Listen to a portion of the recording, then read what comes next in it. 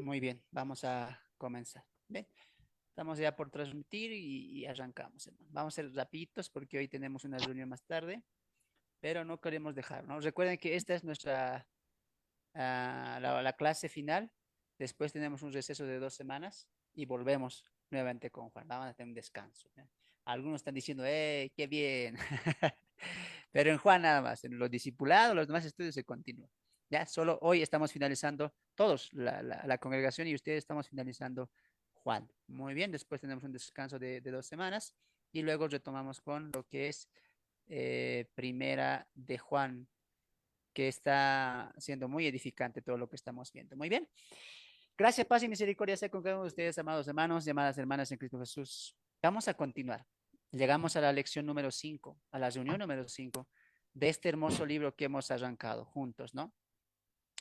Estudio expositivo a Primera de Juan, también un estudio estructural a lo que estamos haciendo.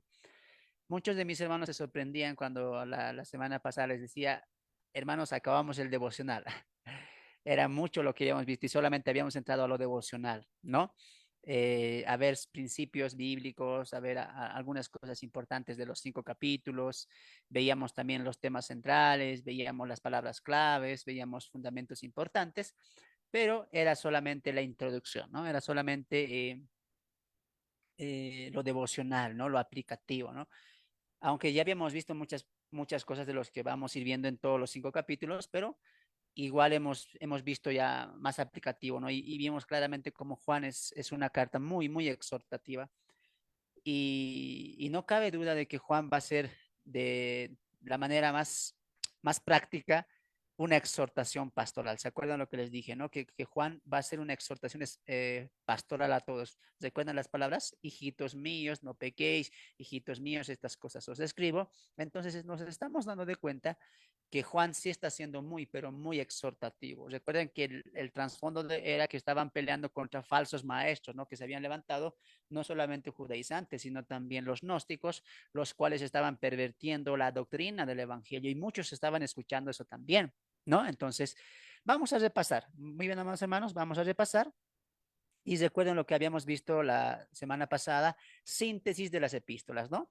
En el capítulo 1, estoy en la página 8 de sus materiales, en la síntesis de la epístola, hemos visto en los 5 capítulos que el capítulo 1 va a describir exactamente a la persona de Cristo, ¿no?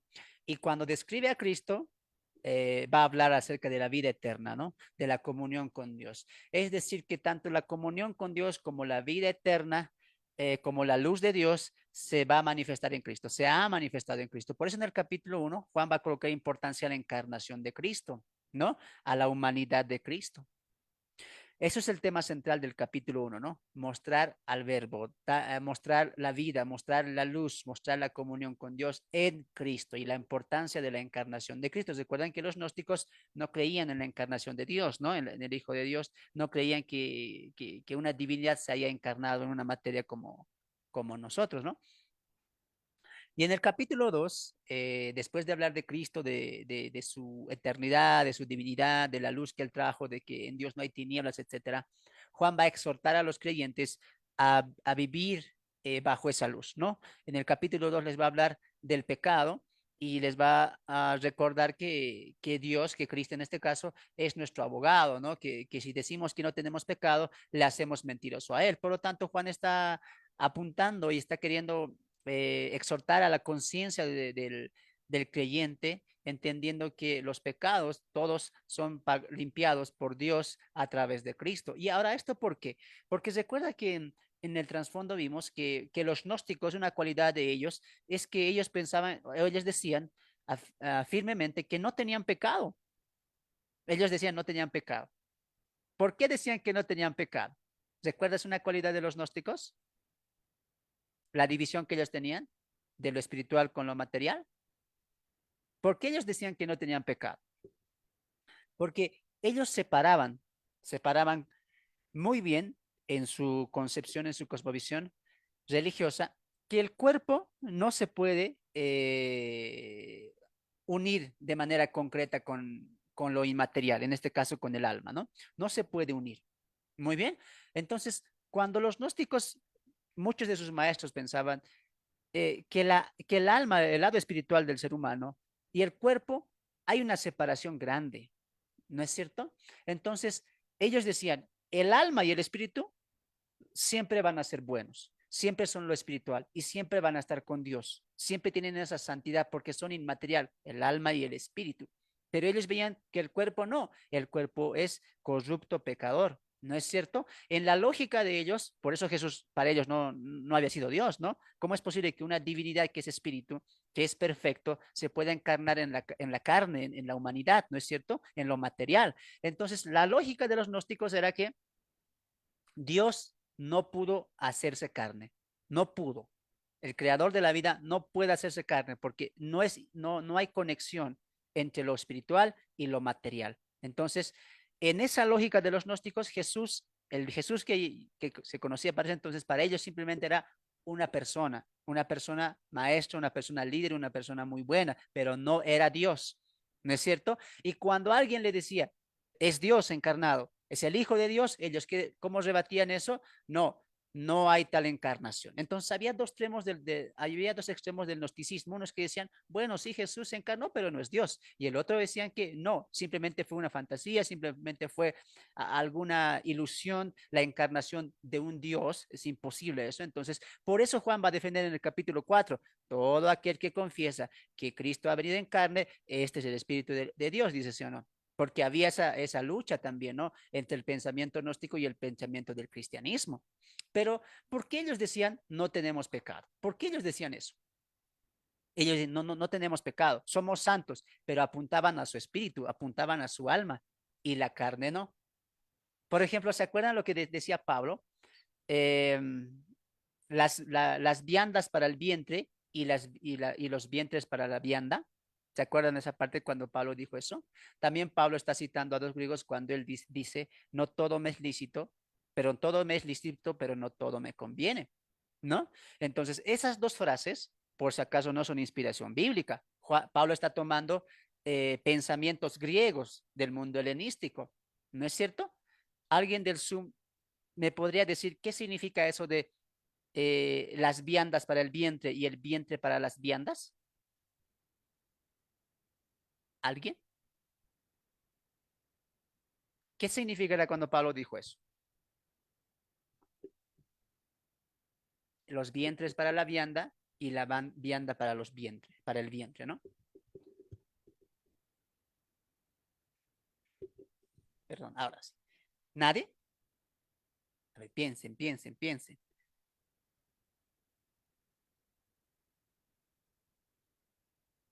Los vientres para la vianda y la vianda para el vientre, ¿no? Entonces, ¿qué está utilizando Pablo? El pensamiento griego, el cual también adoptaban los gnósticos. Entonces, ¿qué decía eso? ¿Para qué se ha hecho el cuerpo, el estómago, el cuerpo mismo? Para la comida. Entonces, escuchen esta parte. En la mente de los gnósticos, en la mente de los gnósticos, ellos decían, el alma y el espíritu son santos, están sin pecado. El que peca es nuestra carne. Muy bien, y eso en realidad sí es cierto. Pero ellos decían, muy bien, ¿para qué se ha hecho el cuerpo? Para darle alimento. Entonces, ¿el alimento para quién es? Para el cuerpo. Y el cuerpo es para el alimento. ¿Das de cuenta? Las viandas para el vientre y el vientre para las viandas. Es decir, Dios ha hecho el cuerpo para comer. Démosle al cuerpo lo que él quiere, que es alimento. Por eso ellos contradecían mucho con el pensamiento judío, ¿no? No hay prohibición porque el cuerpo está hecho para comer. Entonces démosle al cuerpo lo que el cuerpo quiere. Lo mismo era con la sexualidad, ¿no? ¿Para qué Dios ha hecho los órganos genitales del hombre y la mujer? Para el placer, en la mente de ellos, ¿no? Dios lo ha hecho para reproducirse, para tener relaciones. Entonces, denle al cuerpo lo que el cuerpo quiere. Y en la mente del gnóstico, eso no había pecado ahí.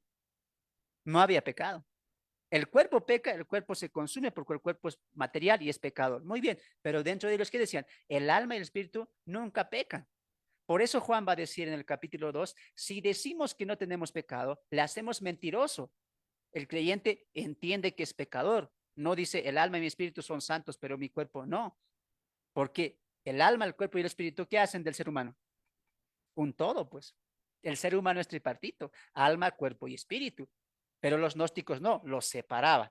Cuerpo aparte, pecador, corrupto, se va a perder, pero mi alma y mi espíritu están juntos. No, no. Por algo también Pablo en Corintios, ¿qué dice acerca del cuerpo? Que el cuerpo es el templo del Espíritu Santo. Entonces el pensamiento de los gnósticos estaba equivocado. Los maestros, ¿qué decían? No somos pecadores. Nuestra alma y nuestro espíritu está intacto. A eso Juan responde y dice, si decimos que no tenemos pecado, le hacemos mentiroso a él. Por lo tanto, a ver, por lo tanto, les voy a dar este dato. Cuando usamos Juan capítulo 2, cuando dice, si confesamos nuestros pecados, Él es fiel y digno para perdonarnos, si decimos que no tenemos pecado, ¿cómo se aplica hoy en día? A nosotros, confesar a Dios. ¿Eso en cierto punto es verdad? Claro, pero por interpretación plena y original, no está hablando a los creyentes, está hablando a ellos, a los que están pensando voluntariamente que no tienen pecado. Por eso le hacen mentiroso a Dios. Cuando todo el los 5 capítulos de Juan claramente nos muestra que el creyente tiene que estar en santidad, más allá del pensamiento gnóstico, ¿no? Sería muy bonito que lo estudies acerca de los gnósticos y tú vas a entender mejor esta carta de primera de Juan. Aunque también ya les pasé un dato corto, pero también ustedes pueden ampliar. En el capítulo 3, el tema central va a ser el amor. Va a ser el amor centrado en Dios y expresado en sus hijos. Déjame repetir eso. El amor eh, que viene de Dios y expresado en sus hijos, ¿no? El amor que viene de Dios y expresado en sus hijos, es decir, en los hermanos creyentes, ¿no? Pablo va a ser muy claro en el capítulo 3 que amemos al hermano y no lo amemos de hechos y palabras nada más, sino que lo amemos en verdad, en espíritu y en verdad, con hechos y verdad, ¿no? Entonces Pablo está haciendo una exhortación y da una comprensión importante, como Cristo nos amó y se entregó por nosotros, así también vosotros ámense entre ustedes. Muy bien, ese va a ser el tema central del capítulo 3. Y en el capítulo 4, amados hermanos, habíamos visto que Juan va a sellar el modo de vivir del cristiano, del creyente, cristocéntricamente. Es decir, que va a ser una exhortación y una advertencia a que los creyentes anden bajo la voluntad de Dios y por centro de sus vidas y sus decisiones que esté Cristo. ¿No es cierto? Entonces, ese va a ser el tema central del capítulo 4. En especial, el amor también va a ser muy importante ahí, porque el apóstol va a decir, perdón, el apóstol Juan sí va a decir, eh, el que cumple la voluntad de Dios se ha perfeccionado en el amor, porque el amor echa fuera todo temor. Por lo tanto, andemos en la luz, ¿no es cierto? Entonces va a ser una exhortación en base del amor a vivir de una manera cristocéntrica, que Cristo sea el eje de nuestras vidas. En el capítulo 5 veíamos en la síntesis que se concluye con la descripción final de la seguridad del creyente. Juan también va a cimentar eso, ¿no? La exhortación a qué? A la seguridad del creyente. El creyente tiene seguridad y lo va a decir más adelante, ¿no? Estamos en el verdadero, ¿no es cierto? Que estamos en el verdadero y el verdadero es Jesucristo. Entonces, Juan está haciendo una exhortación. No crean a los gnósticos, no crean a los falsos hermanos que se están saliendo de la iglesia, tampoco a los que dicen no tener pecado, incluso a los judaizantes, porque ustedes están en la verdad, están cimentados en la verdad y la verdad es Jesucristo. Por lo tanto, no teman, porque hay dos cosas: o alguien está mintiendo o alguien está diciendo la verdad. En este caso, ¿quién están mintiendo? Los gnósticos, los falsos maestros. ¿Y quién está diciendo la verdad? El apóstol Juan. ¿Y qué dice el apóstol Juan? Que estamos en el verdadero, en el único verdadero, en Jesucristo su Hijo. Esa es la verdad. ¿Y los demás en qué caerían? En mentira. Por lo tanto, en el capítulo 5 Juan va a cimentar esa verdad y lo va a decir también en el capítulo 5. Hijitos, estas cosas escribo para que tengáis vida. ¿Te das de cuenta? Hay una seguridad en todo eso. El capítulo 5 va a estar lleno de seguridad también. Muy bien. Ahora sí, después de ese pequeño repaso, hablan sus materiales en el en la página número 11 y entramos a los bosquejos expositivos. Bosquejos expositivos. Ojo que estos bosquejos les van a ayudar mucho a ustedes incluso a predicar. No necesariamente tienen que decir, hermanos, hablamos un curso de Juan. No, tú puedes predicar el capítulo 1. Aquí ya está bosquejado. Todo lo que tú tienes que hacer es exponer, nada más. Muy bien. Qué lindo, está fácil, mira. Y hoy vamos a entrar a los 5 bosquejos de los 5 capítulos. Todo lo que hemos visto hasta acá, ¿qué era? Introducción, eh, devocionales, con aspectos consoladores en Primera de Juan, pero ahora vamos a entrar ya a ver un poco más a profundo. Muy bien, vamos a avanzar. Ahora sí, saquen sus Biblias, me van a ayudar ustedes a leer. Participen, hermanos, por favor. Estoy viendo quiénes están participando. Va a haber preguntas también. Participemos, ¿ya? Después de esto, amados hermanos, se viene también un pequeño examen que vamos a tomar juntamente con ustedes, ¿ya? Entonces, página número 11, bosquejos expositivos en el capítulo 1 de Primera de Juan. ¿Qué título le ha colocado el siervo? La vida de Dios en nosotros. Subraya eso, ¿no? Ese es el título de todo el capítulo 1. La vida de Dios en nosotros. Muy bien. Vamos a leer. Vamos a leer. A ver, vamos a leer sus Biblias, por favor. Primera de Juan, capítulo 1, verso 1 al verso 10. Hoy vamos a aprender mucho. No se desconcentren, estén atentos, hermanos. No vamos a demorar mucho. ¿Ya? Vamos a ir a Primera de Juan, capítulo 1, versículo 1. En este caso vamos a leer al versículo 5. ¿Alguien quiere leer? Amén. Adelante, del 1 al 5. Ok. La palabra de Dios se lee en el nombre del Padre, del Hijo, del Espíritu Santo. Amén. La palabra de vida. Lo que era desde el principio, lo que hemos oído, lo que hemos visto con nuestros ojos, lo que hemos contemplado y palparon nuestras manos tocante al verbo de vida, porque la vida fue manifestada y la hemos visto y testificamos y os anunciamos la vida eterna, la cual estaba con el Padre y se nos manifestó. Lo que hemos visto y oído, eso os anunciamos para que también vosotros tengáis comunión con nosotros y nuestra comunión verdaderamente es con el Padre y con su Hijo Jesucristo. Estas cosas os escribimos para que vuestro gozo sea cumplido. Dios es luz. Este es el mensaje que hemos oído de él y os anunciamos, Dios es luz y no hay ningunas tinieblas en él. Amén. Amén. Qué evidente es la conexión de Juan. Note que el título de este capítulo no dice la vida de Dios con nosotros. No dice así. Dice la vida de Dios en nosotros, que es muy distinto y no es lo mismo. Hay una diferencia abismal en decir la vida con nosotros que la vida en nosotros. De ahí partimos y vemos que el apóstol Juan va a ser muy específico en entender que esa vida se nos ha manifestado y está en nosotros. En primera instancia, con los discípulos, la vida estaba con ellos, que lo vieron, lo escucharon, lo tocaron. Pero ahora esa vida está en nosotros, que vamos a entender poco a poco eso. Muy bien, vamos a entrar al tema. El tema predominante, estoy en la página 11, el tema predominante en la mente de Juan es establecer las bases, subraya eso, es establecer las bases necesarias para que el pueblo de Dios pueda diferenciar entre los verdaderos siervos de Dios y los falsos maestros que habían salido por el mundo. Entonces, Juan, en el capítulo 5, ¿te acuerdas lo que te dije? Que Juan tiene un sentido doctrinal, apologético, pero también tiene un sentido pastoral, de exhortación, como un padre a un hijo. Muy bien, tú grábate muy bien eso. Juan escribe esta carta para confrontar no directamente a los falsos, sino cimentar a los creyentes. Juan va a escribir su carta no para que los falsos lo lean o para que vayan y digan, son falsos, no.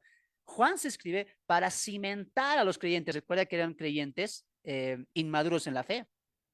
Entonces necesitaban solidificación de su enseñanza, solidificación de su doctrina y de la confianza que ellos habían recibido, habían depositado en Cristo bajo las doctrinas de Cristo. Entonces Juan le escribe a la iglesia para que cimente las verdades bíblicas y en esa cimentación de las verdades, ellos mismos van a poder discernir la verdad del error.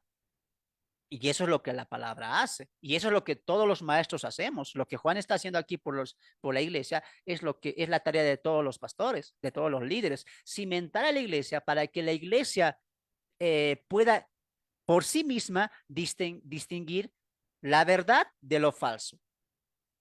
¿No es cierto? La verdad del error, las tinieblas de la luz, lo santo de lo profano, lo malo de lo bueno, la voluntad de la carne contra la voluntad de Dios. Todo eso, ¿cómo se puede entender? ¿Cómo se puede alcanzar ese discernimiento? Solamente solidificando nuestro conocimiento en la palabra de Dios, como Juan lo está haciendo. Juan les escribe ¿para qué? Para que solidifiquen eso. Y cuando ellos entienden esta verdad que Juan está escribiendo en sus 5 capítulos, ellos van a discernir, este es falso, este es verdadero, este es un falso maestro, este es el espíritu del anticristo, este es el espíritu de Dios. Van a saber diferenciar. Por lo tanto, tú tienes que entender también eso. Y recuerda que Juan va a defender la divinidad de Cristo. Así que es un buen libro, Juan, para defender el punto de la divinidad de Cristo también para nosotros. Juan inicia hablando de la vida de Dios, manifestada y reflejada a los hijos verdaderos. De aquí extraemos principios que nos guían a vivir correctamente como cristianos el día de hoy. Qué interesante. Me encanta esto, ¿sabes por qué? Porque en realidad el material está correcto, porque dice que Juan empieza a hablarnos de quién, de Cristo. Empieza a hablarnos de la luz, del verbo, de la vida, y todo eso ¿en quién se reduce? En Cristo. Cristo es la vida, Cristo es la luz, Cristo es el verbo humanado, es decir, la palabra viva es Cristo. Cristo trae a la luz muchas cosas que el creyente había equivocado, en este caso, y hace mucho tiempo atrás, en cuanto a la revelación de Dios. Pero mira lo que dice el material. De estas verdades de Cristo, que Él es la luz, que Él es el verbo eterno, que Él estaba con el Padre, que Él es la vida, etcétera, de estas verdades, ¿qué vamos a extraer? Dice, principios, principios que nos guían a vivir correctamente como cristianos el día de hoy. Por lo tanto, cuando aprendemos de Cristo, ¿qué recibimos? No solamente información de quién es Cristo, sino a la misma vez estamos recibiendo principios de vida. Por ejemplo, mira, por ejemplo, si el texto dice que en Dios no hay tinieblas, en Él no existe tinieblas porque Él es luz, ¿qué principio te está dando eso? Un principio de carácter, andar como Dios en luz y en verdad. No hay tinieblas, no hay oscuridad. Esas tinieblas y esa luz simbolizan al andar, al comportamiento, al carácter. En el carácter de Dios no hay tinieblas, no las hay, porque Él es luz. ¿Y eso cómo se refleja en ti? Que tú tienes que hacer lo mismo. Por eso el autor Pablo en los Efesios, ¿qué les diría? Andad en luz como Él está en luz. Nosotros ya no somos de la noche, somos del día. ¿A qué se refiere Pablo? ¿A una luz artificial? ¿A la luz del sol? No, a la manera de conducirnos en esta vida. Por eso, ¿qué dice el material? Aprender de Cristo, aprender de las verdades de Cristo. ¿Qué nos va a dar? Principios para vivir esta vida aquí en esta tierra. ¿Ahora entiendes por qué no estamos bajo la ley mosaica? Ahí anota, estos principios son principios de fe. Los principios que está hablando el material son principios de fe. Muy bien. Y son principios por las cuales se rige la ley de Cristo. Hoy en día, ¿sabes por qué los cristianos no cumplimos la ley? Porque estamos sujetos bajo otra ley superior, la ley de Cristo. Ahora, en la ley mosaica, ¿qué había? Preceptos, mandamientos, ordenanzas. ¿Escritas en dónde? En tablas de piedra. Y los judíos tenían que ver la ley y cumplir la ley. Muy bien. Pero hoy en día la iglesia no está bajo la ley mosaica, pero está bajo otra ley superior, la ley de Cristo. Entonces, la ley mosaica se basaba en preceptos, mandamientos y ordenanzas. Pero la ley de Cristo, ¿en qué se basa? En la ley del amor. En esa ley es la que estamos. Muy bien. Ahora, la ley de Cristo, ¿qué nos va a enseñar superior a la ley de la ley mosaica? Principios de fe, principios de amor. Por ejemplo, en la ley de Moisés se nos dice, no robarás, no matarás, no adulterarás, no fijarás a la mujer de tu prójimo, ¿no es cierto? No harás daño a tu prójimo, ¿no es cierto? Pero todo eso, para nosotros, ¿en qué se resume? Ama a tu prójimo como a ti mismo. Esa es la ley en la que estamos, la ley del amor. Alguien dice, tú que estás sin ley, tú que dices que la ley se ha abrogado, incluso los 10 mandamientos, claro, los 10 mandamientos también se han abrogado, se han abolido, porque la ley es solamente una. Pero te van a decir, entonces estamos sin ley, podemos matar, robar, adulterar, codiciar a la mujer de nuestro prójimo, y tú respondes, no. ¿Por qué? Porque nosotros los cristianos no estamos obedeciendo la ley mosaica ni la ley moral, que ellos lo han dividido así, no. Nosotros estamos cumpliendo el no matar, el no robar, el no codiciar, el ser bueno con las demás personas. ¿Por qué? Porque estamos bajo la ley del amor, bajo la ley de Cristo. Y bajo la ley de Cristo, ¿qué se dice? Ama a tu prójimo como a ti mismo. ¿Te das de cuenta, hermano? Hermano, ¿dónde dice eso? A ver, vamos a ver. Una hermana que me busque 1 Corintios 9, 20 al 22 y otra persona Gálatas 6, 20. ¿Ya? Quiero aclarar esto porque me encanta lo que el material dice. Que Juan escribió verdades de Cristo para darnos principios de fe. Por lo tanto, ¿cuál es superior? ¿La ley mosaica con mandamientos, preceptos y ordenanzas o la ley de Cristo que está sujeta al amor? La segunda, la ley del amor. Pablo va a decir en 1 Corintios capítulo 9, verso 22, no es que yo esté sin ley, pero estoy bajo ¿qué ley? ¿Alguien tiene? 1 Corintios capítulo 9, verso 20 al 22.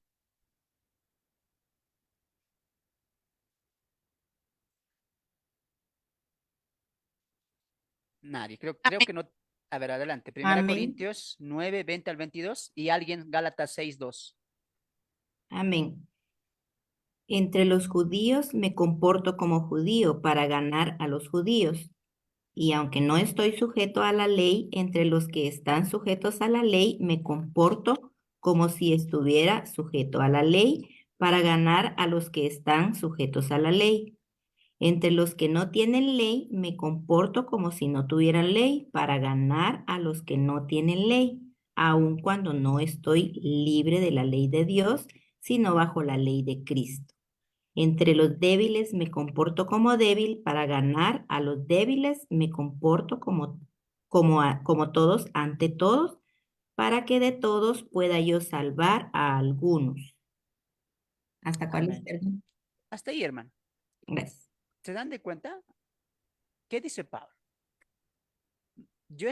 No estoy bajo la ley de los judíos, pero me hago como si estuviera para ganar. Como si no estuviera con la ley, pero sí estoy con la ley de Dios. ¿Cuál ley? Bajo la ley de Cristo. Si Pablo, que es nuestro apóstol, él mismo dice, no estoy bajo la ley mosaica, siendo judío, siendo hebreos de hebreos, él lo dice, no estoy bajo esa ley. Yo me comporto como si estuviera en ley por ganar una alma, nada más. Pero él no está incentivando a decir que estamos bajo la ley. Si él siendo judío, si él siendo hebreo de hebreos, de la nacionalidad de los judíos, no está bajo la ley mosaica, ¿por qué hoy en día gentiles como nosotros de la iglesia tanto dicen estamos bajo la ley de los 10 mandamientos? No, la ley de los 10 mandamientos no es una fracción de todos los mandamientos. No hay tal ley moral ni tal ley ceremonial. La ley es solamente una. Cuando se abolió la ley, Hebreos capítulo 5, 6 y 7, cuando se abolió la ley, ¿qué se abolió? No la ley ceremonial nada más, la ley moral también. ¿No es cierto? Ahora, pero ahora en esta dispensación estamos bajo la ley de Cristo. ¿Y la ley de Cristo qué implica? El amor. El primer y el segundo mandamiento dice, no tendrás dioses ajenos, ni los adorarás, ni te harás imágenes. ¿Por qué cumplimos eso nosotros? ¿Porque está escrito en la ley mosaica, en los 10 mandamientos? No, porque amamos a Dios, porque el primer mandamiento está en nosotros. ¿Cuál? Amarás al Señor con todo tu corazón, con toda tu alma y con todas tus fuerzas. Por eso no tenemos ídolos, por eso no vamos a la idolatría. No porque está escrito en los 10 mandamientos, sino porque tenemos aquí el amor de Dios que nos hace vivir bajo principios bíblicos. Lo mismo pasa con los demás mandamientos. ¿Alguien lo tiene en Gálatas capítulo 6, verso 2? También ahí Pablo dice, bajo la ley de Cristo. Adelante. Amén. 6, Gálatas 6:2. Sobrellevad los unos las cargas de los otros y cumplid así la ley de Cristo. Amén. Entonces la pregunta es, ¿cómo cumplimos la ley de Cristo? ¿Cómo cumplimos la ley de Dios? Amando a Dios, con el alma, con la mente y con nuestras fuerzas. Entonces, hermano, ¿ya no hay que ir a la ley mosaica? No, porque la ley ya fue abolida. No hay más ley para nosotros. Estamos bajo la ley de Cristo que es superior, porque la ley de Cristo nos lleva al corazón de la ley que era el amor a Dios. ¿Por qué cumplimos el primero, el segundo y el tercer mandamiento que hablan de Dios? Porque estamos bajo la ley del amor a Dios, no porque estamos guardando la ley mosaica. Y los demás mandamientos, no hurtarás, no robarás, no matarás, ¿por qué los cumplimos? ¿Porque la ley mosaica, la ley moral está vigente? No, la ley moral también fue abolida. ¿Pero por qué cumplimos eso? Porque estamos bajo la ley de Cristo. ¿Y qué dice Pablo? Cumplid así la ley de Cristo. Es decir, ámense unos a otros. ¿No me crees? Mira, te lo voy a demostrar. Gálatas capítulo 5, verso 14. Gálatas capítulo 5, verso 14. Porque toda la ley, subraya esto, toda la ley en una palabra se cumple. Amarás a tu prójimo como a ti mismo. Qué sencillo. Yo no entiendo por qué aún. El problema, ¿sabes cuál es? Que hoy en día se ha venido con la idea de que la ley son dos, ceremonial y moral. La ceremonial fue abolida, pero la moral está vigente. Todo está vigente. No hay que destruir, no hay que matar, no hay que robar, no hay que codiciar, etcétera. No, la ley siempre ha sido solamente una. Es un pensamiento filosófico el que han traído de separar la ley. Incluso lo separan hasta en tres. La ley civil, ceremonial y moral. No te dejes tú engatusar por ese tipo de pensamientos humanos. La ley siempre ha sido solamente una. Y la ley que fue abolida es toda la ley. ¿Por qué cumplimos nosotros los preceptos de la ley del decálogo? Porque estamos bajo la ley de Cristo. ¿Por qué yo no hurto a mi compañero? ¿Por qué yo no codicio la mujer y los bienes de mi hermano? Porque le amo a mi hermano como a mí mismo. Y esa ley del amor que está en mí me ayuda a vivir en principios de fe. Qué sencillo, ¿no? Cuando Cristo vino, aprendemos de Cristo. ¿Qué viene a nuestro corazón? Cristo no nos dice, aprendan de mí, ahora vayan a los 10 mandamientos. Eso no ha pasado. No, Cristo dice, ahora saben de mí, ahora vivan bajo mis principios. ¿Cuál? El amor. Esa es la ley en la que estamos, la ley del amor. Hermano, entonces no estábamos bajo la ley moral. No, quítate ese yugo. Tú estás bajo la ley de Cristo, bajo la ley del amor. Obedeces a Dios porque le amas y no lastimas y no haces daño a los prójimos porque los amas también, como a ti mismo. ¿No ve? Entonces, qué interesante es entender eso. Qué clarito, ¿no? Qué clarito que es la Biblia, solo que a veces nosotros la complicamos mucho, la complicamos mucho. Muy bien, vamos a continuar. Qué interesante. Entonces, recuerda una cosa, los cristianos nos regimos bajo principios de fe, anota eso. El creyente se rige y vive su vida bajo principios de fe. ¿Y de dónde extrae esos principios de fe? De Cristo. ¿Por qué? Porque Cristo es el cumplimiento de toda la ley. ¿No? Así que ya no me vayas tú a Éxodo capítulo 20, deja eso. Ya está, fue todo abolido. Tú enfócate en vivir bajo las ordenanzas de Dios, la ley del amor. La ley del amor. Muy bien. La ley del amor. Vamos a avanzar. La ley del amor. Entonces, los creyentes nos regimos bajo principios de fe en base al amor de Dios. Dice ahí, principio aprendido. Dios anhela que sus hijos reflejen la vida suya. Dios refleja perdón, Dios anhela que sus hijos reflejen la vida suya. Las demás personas, no solo con sus bocas, sino también a través de sus formas de vivir. De esta manera, nuestro testimonio es íntegro y eficaz. Y todo esto, de lo aprendido, también se va a basar en la ley del amor. Por eso Juan va a ser muy exhortativo en este punto. No por nada es el apóstol del amor. No por nada él escribe en su capítulo 3, porque de tal manera amó, el texto más hermoso para muchos. Y en Juan, en su epístola no va a ser distinto. Va a enfocar mucho al amor de Dios, al amor en Dios y al amor con Dios también. ¿No es cierto? Entonces, hemos entendido una cosa en la primera parte. El creyente está bajo la ley de Cristo, que es la ley del amor. ¿Cuántos de ustedes dicen amén a eso? O alguno también que me diga, no, hermano, yo estoy bajo la ley de los 10 mandamientos. ¿Cuántos de aquí levanten sus manos en el Zoom? ¿Cuántos creen, están seguros que estamos bajo la ley de Cristo, que es la ley del amor? Solo levante la mano. ¿No? A ver, voy a contar. Para ver si están atentos. Tal vez otros ya están durmiendo ahí. Despierten, despierten, despiértenlos. Muy bien. Entonces estamos bajo la ley del amor. A ver, ¿cuántos levantaron la manito? 3, 6. Los demás están descansando, dice. Ahora entro a la clase, dice. Ahora entro a la clase. Muy bien. Bajen sus manitos. Bajen sus manitos. Ahora yo les voy a preguntar a ustedes.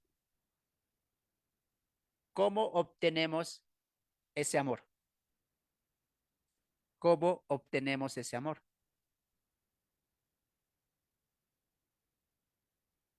Piensen bien. Si nos regimos bajo la ley del amor, la ley de Cristo, la Biblia dice eso. Pero nosotros no nacimos con esa capacidad de amar a Dios, con esa capacidad de amar al prójimo. Éramos egoístas. Nos amábamos a nosotros mismos, ni amábamos a Dios. Eso es la vida pasada. Pero díganme ustedes del Zoom, ¿cómo obtuvimos ese amor que ya está en nosotros y por la cual nos regimos?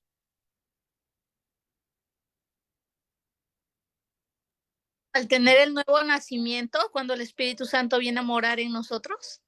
Ya, nuestra hermana dice, en el momento en que el Espíritu Santo mora en nosotros. A ver, ¿alguien más?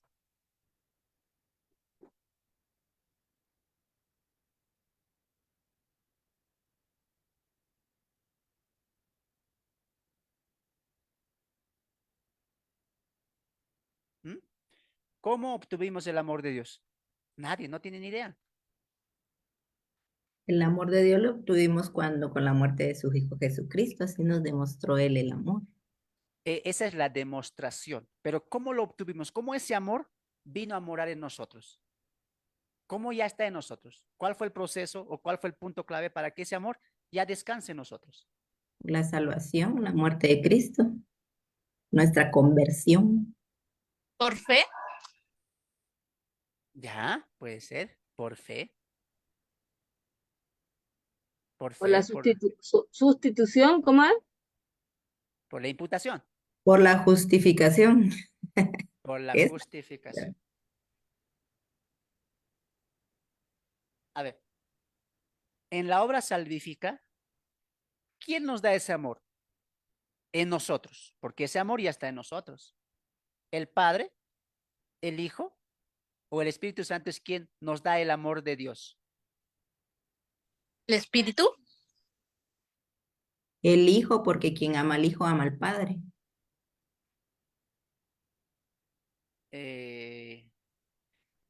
Es el Espíritu Santo. Quien derrama el amor de Dios en nosotros es el Espíritu Santo. ¿Dónde dice eso? Romanos capítulo 5. Romanos capítulo 5. Mira. Ahora, ¿por qué estamos tan seguros de que nosotros vamos a vivir obedeciendo a Dios y mejorando en nuestra santificación? Porque el amor de Dios está en nosotros y está de manera completa. Increíble eso.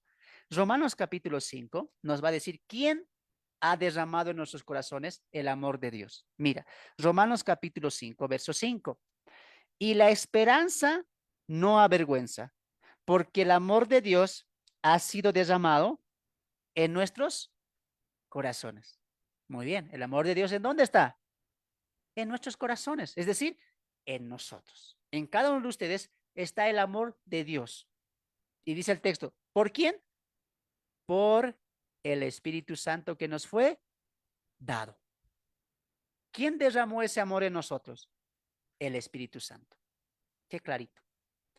Ahora, ¿cómo obtuvimos ese amor? Es otra pregunta, pero ¿quién nos brinda de ese amor? ¿Quién derrama ese amor en nosotros? Es el Espíritu Santo.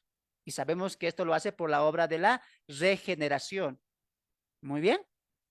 Que también continúa con la justificación, etcétera.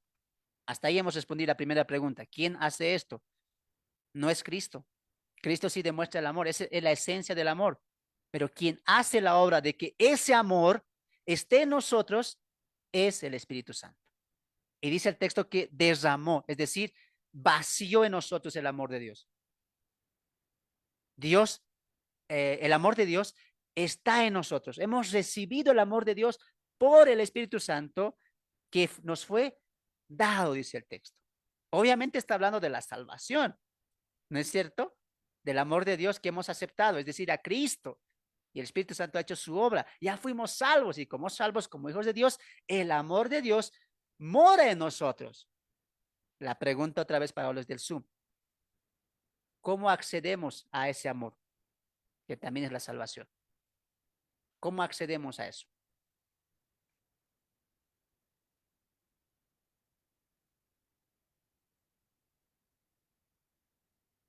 No sé, hermano, tú responde esta. Confesando, creyendo en Jesús. Creyendo. Creyendo. Por la fe. Ya, por la fe, Creyendo. creyendo, ya, Confesando nuestros pecados. ya. Eso sería arrepentimiento. El creer es lo mismo que la fe. ¿Qué más? A ver. ¿Alguien más? ¿Mm? Piensen, piensen, hermanos. ¿Cómo accedemos a ese amor? Que es también la salvación. ¿Cómo accedemos a eso? No sean como el Kiko, me doy. A ver, piensen, pues piensen. Ya, a ver, para ser más claro, a ver, para que entiendan. ¿Cómo obtenemos la salvación? Creyendo en Cristo. Ya. Me sale humo. A ver, permíteme. ¿Cómo obtenemos obtenemos esa salvación? Por medio de Jesucristo. Por gracia. Por la justificación. Alguien ya dijo la respuesta. Y alguien ya dijo la respuesta.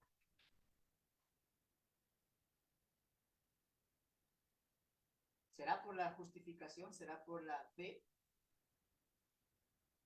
¿O será por gracia? Por gracia Por mediante. gracia. Por gracia. Por gracia, porque dice que por gracia fuimos salvos y fuimos sellados. Claro. ¿No es cierto? Muy bien. Deme 5 puntos. Muy bien, aprendamos eso, muy bien. Entonces, hoy en día, eso es profundizar, mira, eso es profundizar. Esto es profundizar. Permíteme un momento, hermanos. Eso es profundizar. Vamos a profundizar un momento. Pongan atención.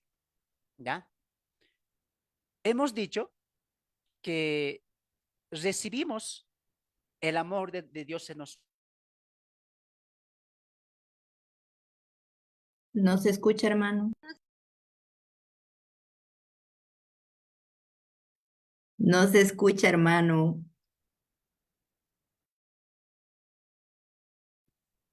Hermano Fernando, no lo escuchamos, no hemos escuchado nada. Mi hermanito Fernando, el audio. Creo que tampoco oye. Él no nos escucha. No, Le vamos a hacer señas. hay que Lo escribir. perdimos. Lo perdimos. No se oye. Ni se oye ni no se oye.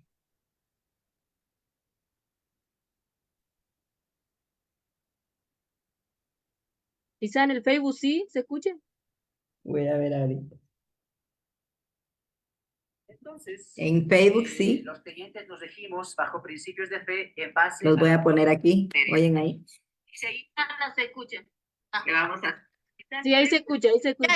Ya está checando, ya. a-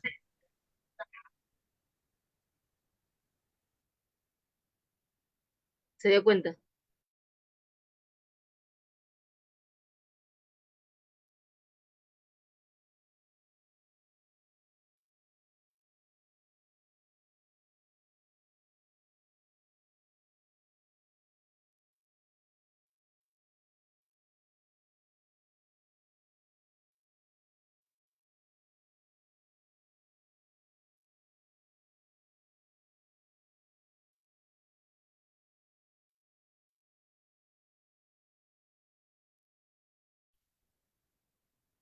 Muy bien, ahora sí se me escucha.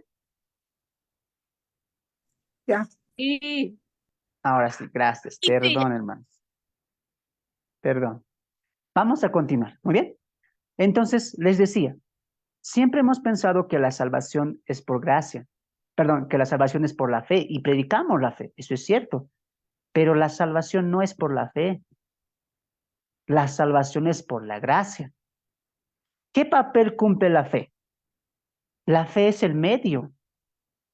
La fe simplemente es el medio por el cual accedemos a esa gracia.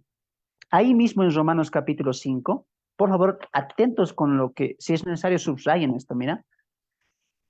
Justificados, es decir, ya declarados inocentes, que es la salvación, el clímax de la salvación. Justificados, pues, por la fe, tenemos paz para con Dios por medio de nuestro Señor Jesucristo, por quien también tenemos entrada por la fe a esta gracia, en la cual estamos firmes y nos gloriamos. Entonces, ponga atención aquí. Eso es lo que tú vas a aprender el día de hoy. La gracia, que es el regalo de Dios, el don inmerecido, de ahí es donde proviene nuestra salvación. La fe no nos salva. La fe es el acceso a la gracia. Voy a poner un ejemplo y yo creo que con esto vas a entender. Mira, pon atención. Supongamos en la ilustración que yo tengo que ir a Colombia. Muy bien. Y en Colombia, cuando yo llegue a Colombia, en Colombia me van a dar algunos obsequios, como, no sé, como algún bien, como algún reloj, como algún bien, cualquiera, pero va a haber regalos para mí. ¿De dónde están procediendo esos regalos? De Colombia. Muy bien. Ahora, para yo llegar a Colombia, que es de donde van a proceder mis regalos, mis obsequios, tengo que utilizar un medio. ¿Cuál va a ser el medio? Vamos a poner un tren. El tren es el medio, donde yo llego a Colombia. Muy bien. Cuando yo llego a Colombia, en Colombia me dan mis premios, los regalos, algo hermoso para mí, recibo. Ahora, ¿qué papel jugó el tren? El medio, es el conducto para llegar a Colombia. Y en Colombia están las bendiciones. De ahí proceden las bendiciones. ¿Te das de cuenta? Ahora pon atención. Esto es lo mismo que está pasando en la salvación. La salvación, la justificación, la glorificación, todas las bendiciones, ¿de dónde están procediendo? De la gracia de Dios. Ahora, para yo acceder a esa gracia, ¿qué necesito? No me digan el tren, hermanos. ¿Qué necesito? A ver, los del Zoom. ¿Qué dice el texto? Pues, por medio de la Fe. Eso, Ay, de la fe. por medio de la fe. ¿Quién dijo del tren? Era una ilustración. Ahora, yo les digo, cuando me monté al tren, ¿el tren me dio esas bendiciones? No. ¿El tren me dio los regalos, los obsequios que me iban a dar en Colombia? No. ¿Qué papel jugó el tren? Simplemente es el medio. Muy bien, simplemente es el medio para acceder a Colombia. Lo mismo es, todas las bendiciones vienen de la gracia de Dios. Pero Dios dice, para llegar a esta gracia y tener las bendiciones como salvación, regeneración, justificación, etcétera, hay un medio, dice. ¿Cuál? La fe. Por eso mira el texto lo que dice. Por quien también tenemos entrada, mira, tenemos entrada por la fe a esta gracia. La fe es el vehículo, es el transporte, por así decirlo, que nos hace llegar a la gracia. ¿Por qué crees que es importante ahora la fe? La fe no te salva. ¿Cuántos han aprendido eso el día de hoy? La fe no te salva. La fe es el medio para acceder a la gracia. Por eso Hebreos capítulo 11, ¿qué dice? Sin fe es imposible agradar a Dios. Por lo tanto, la fe es el conducto, es el acceso que te hace llegar a la gracia.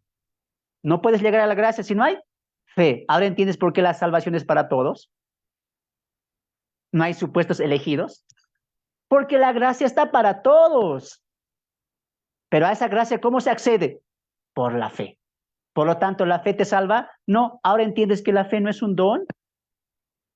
Pero hermano, Efesios capítulo 2, verso 8 para adelante, dice que la fe es un don. No, el don es la gracia, no la fe. Acompáñame a ver ahí. Acompáñame, Efesios capítulo 2. Mira cómo se lo sacan de contexto. Qué clarito, cuando esto es empatar dos textos que sí hablan de la fe. Efesios capítulo 2, verso 8. Efesios capítulo 2, verso 8. Mira. Qué claro, mira. Porque por gracia sois salvos, lo que te enseñé hace un momento. Por medio, mira eso. Por medio de la fe. Pon atención aquí adelante. Mira cómo es empatar un texto bien dirigido con un texto lejano, en este caso, Efesios. Y además es el mismo autor. Pon atención. ¿Qué dice Pablo? El núcleo, el eje, el centro de donde emana todas las bendiciones es la gracia de Dios, un regalo inmerecido. Para acceder a eso, ¿el medio cuál es? La fe. Y mira lo que Pablo continúa. ¿Y esto a qué se refiere? A la gracia, pues. Y esto no de vosotros, pues es don de Dios. ¿Cómo empieza Pablo? Apuntando a la gracia. Por gracia sois salvos. ¿Y esta gracia qué es? Don, regalo de Dios. ¿Cómo accedemos a eso? Por la fe. Ahora entiendes por qué toda la Biblia dice, arrepentíos y vuelvan, arrepentíos y crean, el que cree tiene vida eterna, porque el hombre tiene la capacidad de colocar la fe en Cristo y acceder a la gracia, ¿o no? La fe no es un don. La fe es el acceso, el medio que todo ser humano puede emplear fe. Si la fe fuera un regalo, un don, como dicen los calvinistas, los discípulos dirían, cuando Jesús les dijo, hombres de poca fe, y los discípulos hubieran respondido, pero esa poca fe es porque tú nos diste poca fe, es un don de Dios y nos dio con medida. No, la fe es algo que el hombre tiene. Por eso hay el llamamiento a la salvación. Vengan, depositen fe. La fe es el puente, el acceso, el transporte, el medio para acceder a la gracia. Y todas las bendiciones, incluyendo la demostración de Cristo en la cruz del Calvario, es por gracia. La fe no salva, la que salva es la gracia. ¿Qué tal? ¿Han aprendido eso? ¿Alguien sabía eso?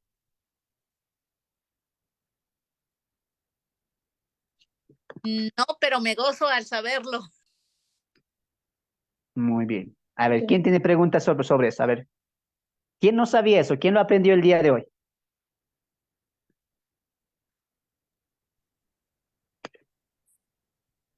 Todos sabían. Yo creo que lo hemos visto, pero como no retomamos las notas, no lo recordamos, porque yo de hecho lo tengo hasta subrayado.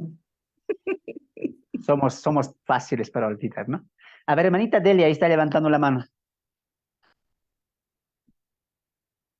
Preguntemos, hermanos, es momento de preguntar. Si tienen preguntas, háganlas. A ver, no sé si hermanita Delia, ¿quieres hablar? ¿O se levantó solita la mano? No, tuve un problema con mi teléfono y mi tableta. Estoy. Ok. Entonces vamos a continuar. Espero que hayan podido entender eso. Muy bien. Entonces, ¿cómo tenemos nosotros que predicar la fe? Como un acceso, como un requisito importante para acceder a la gracia de Dios. Muy bien. Vamos a continuar. Principios aprendidos, lo vamos a repasar. Dios anhela que sus hijos reflejen la vida suya a las demás personas, no solo con sus bocas, sino a través de su forma de vivir. De esta manera, nuestro testimonio será íntegro y eficaz. Y eso hay que entenderlo. ¿Por qué Dios es tan exigente en cuanto a la vida? Por ejemplo, ¿por qué Dios le dijo a Israel en Levítico, sed santos porque yo soy santo? Y recuerden que Levítico habla innumerables veces de la santidad de Dios.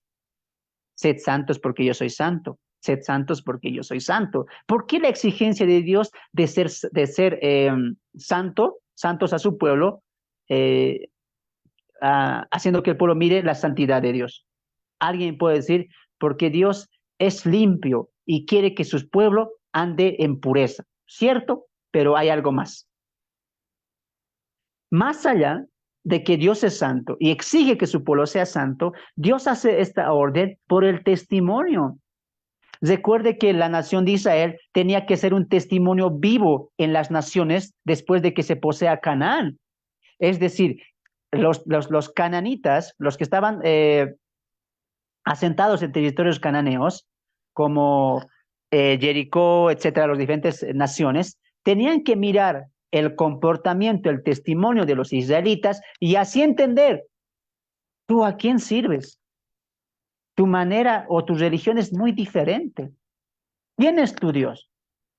A través de la vida de los judíos tenía que identificarse la santidad de Dios. Por eso, prohibición de alimentos, por eso, prohibición de día de descanso, por eso también fiestas anuales, etcétera. ¿Todo eso para qué era? Para que las naciones, viendo el testimonio de Israel, crean en el único Dios verdadero. Entonces, el principal motivo que tiene que reflejar la santidad de Dios es el testimonio a los demás. Y cuando hay esto, dos cosas pasan juntas. Integridad y eficacia van de la mano. Cuando hay este entendimiento de que Dios es santo y eso nos ayuda a vivir de una manera distinta. Ahora, ¿por qué Dios también nos da a nosotros ordenanzas? No es porque Dios es malo, no es porque Dios es aguafiestas, no. Porque somos un testimonio vivo, pues, hermanos. Hace 2 días atrás estaba viendo el TikTok y ahí sale un youtuber, ¿no? Un youtuber, digo, un joven ahí con su TikTok, hace preguntas a pastores, este joven. ¿Y sabes qué dice? Pregunté a un pastor si un cristiano puede ir a una fiesta de sus familiares que no son cristianos. Y esto es lo que me dijo. No sé si han escuchado a este joven que pregunta a los pastores, ¿no? Y yo dije, vamos a escuchar la respuesta del pastor. Y le preguntó al joven, le dijo, pastor, los cristianos podemos ir a fiestas de nuestros familiares que no son cristianos. ¿Podemos ir? Y el pastor, ¿sabes qué dijo? Claro que podemos ir. Número 1, porque son nuestros familiares. Y todavía se hacen los espirituales, ¿no? Porque el primer ministerio es la familia. Porque el primer ministerio es la familia. ¿Te das de cuenta? Ahí nomás está dando puerta abierta para que el creyente haga eso. Segundo, dice él, podemos ir, pero hay que cuidar nuestro carácter. No hay que tomar, no hay que bailar. Es más, él dice, bueno, si hay que bailar, baile con su esposa. Hay que cuidar nuestro carácter. Y yo pregunto, si en una fiesta de un familiar que es mundano, ¿qué va a haber? Bebida, conversaciones no buenas, no sanas, va a haber baile. Entonces, ¿yo para qué voy? ¿Me va a edificar algo ahí? Nada. Estoy siendo un mal testimonio. Pero hoy en día los liberales que dicen, ve, además es tu familia. Hermanos, ¿sabes por qué nosotros nos hacemos llamar hermanos? Nosotros somos tu familia. Tus padres y tus madres, ¿qué dijo Jesús? Estos son mis padres y mis hermanos son los que cumplen la voluntad de Dios. El creyente no sabe separar las cosas. ¿Por qué Dios le dice, no vayas, no hagas, deja de hacer esto? ¿Por qué? Cuida tu testimonio. El testimonio es importante, pero cuando no hay un testimonio bueno, ¿a qué se cae? A la no a lo íntegro. Ya no es eficaz el testimonio. Hoy en día se hace preguntas como, ¿el cristiano se puede tatuar? Y el otro dice, claro que se puede tatuar. Pastores todavía, claro, pero siempre que lo hagamos con algún texto bíblico, que identifiquemos a los demás que estamos mostrando a Cristo. Es como colocarse una polera que diga, yo vivo para Cristo, es lo mismo, solo que va a estar permanente. Increíble. No han conocido a la santidad de Dios. Aquí hago un paréntesis a ustedes los que están escuchando, ya sea en el Facebook como ya sea aquí en el Zoom. En tu iglesia, no me respondas, solo respóndete tú. En tu iglesia, ¿se ha predicado los atributos de Dios? ¿Han visto en tu iglesia uno por uno los atributos de Dios? ¿Entienden qué es santidad? ¿Entienden qué es justicia? ¿Entienden qué es inmutabilidad? ¿Entienden qué es omnisciencia?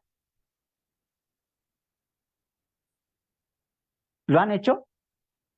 Respondan ustedes. ¿Cuál es el error? Que en la iglesia rápidamente te predican temas, arrepentimiento, salvación, diezmo, cómo comportarse con los hermanos, la familia. ¿Esos temas son buenos? Claro, nadie está negando que son buenos, que son importantes de predicar. Pero lo principal tiene que ser conocer a Dios.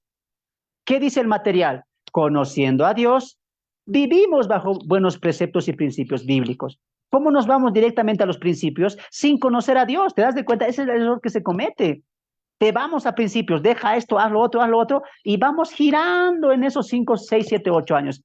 Pero no hay un estudio del carácter de Dios, de la santidad de Dios, de la inmutabilidad de Dios, del poder de Dios, de la individualidad de Dios, por ejemplo. No hay ese tipo de estudios. Por eso, como no conocemos a Dios y nos vamos a los preceptos, equivocamos la religión y decimos, Dios lo prohíbe todo. Y no entendemos el por qué. A ver los del Zoom. ¿Qué entienden por omnisciencia? ¿Qué entienden por la omnisciencia de Dios? Que lo sabe todo ¿Ya? A ver, y uno está en más. todo el tiempo Que lo sabe todo. y está en todo Estamos hablando... lugar. No, eso es no, estamos hablando de la omnisciencia. Ah, ya, De la perdón. omnisciencia. ¿Mm? ¿Qué entienden por la omnisciencia? Que tiene el conocimiento absoluto de todo, todo lo sabe, todo. Ya, que Él lo conoce y Él lo sabe todo. ¿Y de la omnipresencia? Que Él Él está está presente en todo momento y en todo tiempo. En todo momento y en todo tiempo. ¿Ya? ¿Alguien más quiere añadir eso? Y en todo lugar. Ya. Eso es lo que tradicionalmente se nos enseña, ¿no? Omnisciencia, Él lo sabe todo. Omnipresencia, Él está en todo lugar, en todo momento y en todo tiempo, ¿no? Eso se nos enseña, pero eso no es omnipresencia. Omnipresencia no significa que Dios está presente en todo lado. Hay lugares donde la presencia de Dios no está. Omnipresencia no significa que Dios en todo lado está. En todas partes del mundo, Dios está. Y como que fraccionamos a Dios en ciertos lugares. Pero eso no significa la omnipresencia de Dios. La omnipresencia de Dios, ¿sabes qué significa? Que nada puede retener la presencia de Dios. No hay ninguna barrera, ni tiempo, ni espacio que pueda retener la presencia de Dios. Si Dios no está en algún lugar, es porque Él no lo quiere. Por ejemplo, en el infierno no está la presencia de Dios. Cuando se inicia el juicio del trono blanco, los que van a ir al lago de fuego, Dios no va a estar ahí. ¿Por qué? Porque el infierno y el lago de fuego, ¿cuál es el castigo más grande? La ausencia de Dios, pues. ¿Te das de cuenta que omnipresente no es que Dios está en todos lados? Omnipresencia significa que nada puede restringir la presencia de Dios. Nadie puede obstaculizar como a nosotros. Quiero pasar al otro cuarto, pero hay una muralla que me restringe eso. No puedo porque hay una muralla. Entonces yo no puedo estar presente en todos los lados porque hay una muralla que divide ese lado, que hace una separación entre mí, que me restringe. Pero en la omnipresencia de Dios no hay nada que les restrinja de cualquier lugar. Eso significa omnipresencia, no que Dios está en todo lado, sino que nada restringe su presencia de todo. Pero hay lugares donde Él no quiere estar, no porque no pueda, sino porque no quiere. El lago de fuego, por ejemplo, el infierno, no está ahí, porque Él no quiere estar ahí. Porque el lago de fuego y el infierno, el castigo, ¿cuál es? Ausencia de Dios. Están lejos de la presencia de Dios. ¿Cómo es posible que Dios va a estar ahí? No, el lago de fuego también va a ser eso. Alejados de la presencia de Dios eternamente. Ese es el peor castigo.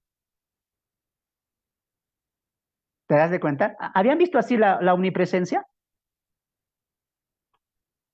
No, La ¿No es cierto? verdad no, pero creo que me quedo un poco confundida, perdón por decirlo, pero donde usted dice que no puede estar en todos lados y luego nos dice que no está porque él no quiere, entonces entra un poquito en confusión, es en mi percepción. La omnipresencia es que nada restringe la presencia de Dios. Nada. Pero hay lugares donde Él no está. Te voy a poner este ejemplo, mira.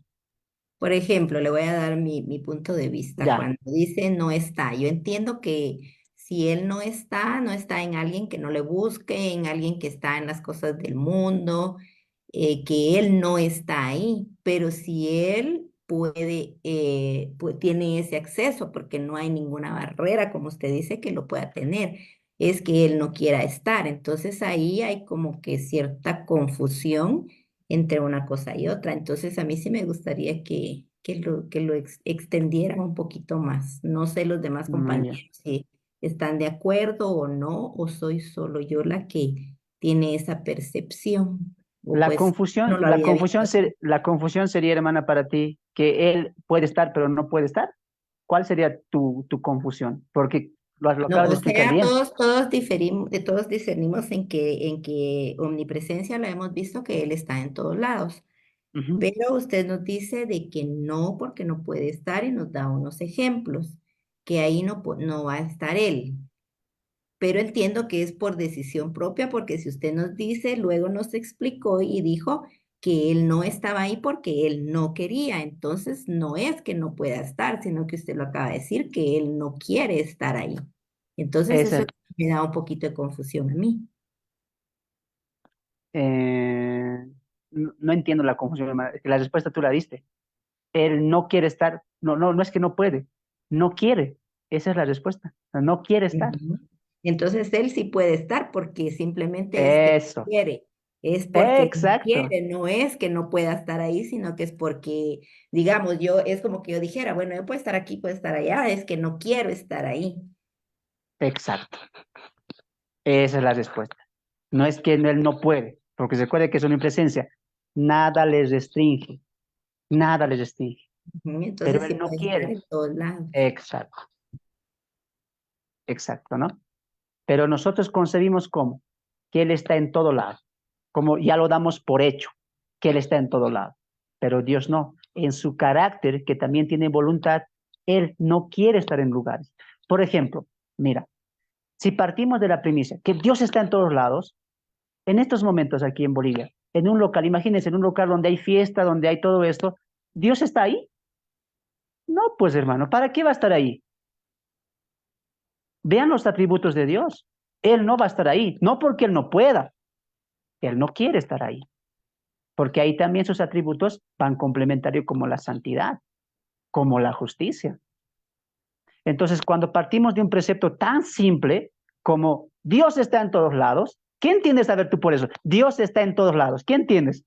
Que está en todos lados, ¿sí o no? Pero cuando entiendes que la omnipresencia es que nada restringe a Dios, que Él mismo no está en un lugar porque Él no quiere, entiendes mejor la omnipresencia. No que Él está en todos lados. sino que Él está donde Él le plazca y nada les restringe. Y hay lugares como el infierno y el lago de fuego que Él no va a estar, porque ahí también vemos los atributos de santidad, ¿no? Es muy bueno entender eso, es muy bueno entender eso. Entonces, eso es muy importante, hermanos. A ver, no sé si se me escucha. Sí se escucha. Hola, hola, ¿se me escucha? Sí se escucha, mi hermano. Ah, gracias. Es que los Gracias. mensajes que están ahí eran de anteriormente que no se escuchaban, Ah, ok. pero ahorita sí. Mil disculpas, mil disculpas. Entonces vamos a continuar. Aprender de Dios nos da siempre una cualidad en un principio para nosotros. Por ejemplo, en la omnipresencia, ¿qué entendemos? Que Dios está con nosotros y Dios está en nosotros también, la vida manifestada en nosotros. Entonces dice aquí que Dios anhela que sus hijos reflejen su vida, suya a los demás, a las demás personas, no solo con sus bocas, sino también a través de su forma de vivir. De esta manera nuestro testimonio es íntegro. Entonces, ¿por qué Dios es tan exigente? No solamente por sus atributos y su carácter, sino lo más importante es que a través de eso demos un testimonio al mundo. Demos un testimonio íntegro y eficaz, que es lo primordial. Y para eso, Cristo se ha manifestado. Entramos al inciso A. Una vida que manifiesta a Dios.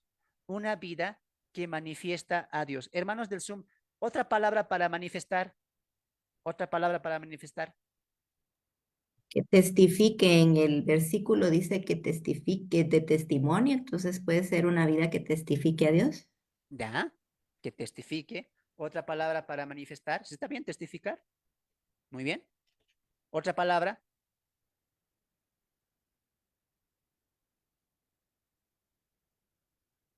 Que muestra a Dios. Que refleja a Dios también. Que da testimonio de Dios también. Que muestra a Dios, que manifiesta. Confesar. Ya, también. ¿No? Entonces, Jesús es la vida que manifiesta a Dios. Es una vida que manifiesta a Dios. ¿Cómo? Ahí nos vamos al texto. Ahora vamos a entrar. Mira, lo otro ha sido solamente una pequeña introducción, ¿ya? Juan capítulo 1, verso 1 al verso 2. Hermana Pati, ¿podrías leerlo, por favor, tú? Capítulo 1, verso 1 al verso 2. Amén. Primera de Juan, capítulo 1, versículo 1 al 2. Lo que era desde el principio, lo que hemos oído, lo que hemos visto con nuestros ojos, lo que hemos contemplado, y palparon nuestras manos con referencia a la palabra de vida, de la vida que se ha manifestado y que nosotros hemos visto y de la que damos testimonio, es la que nosotros les anunciamos a ustedes. La vida eterna, la cual estaba en el Padre y se nos ha manifestado. Amén. Ese manifestar, ¿cómo habíamos cambiado?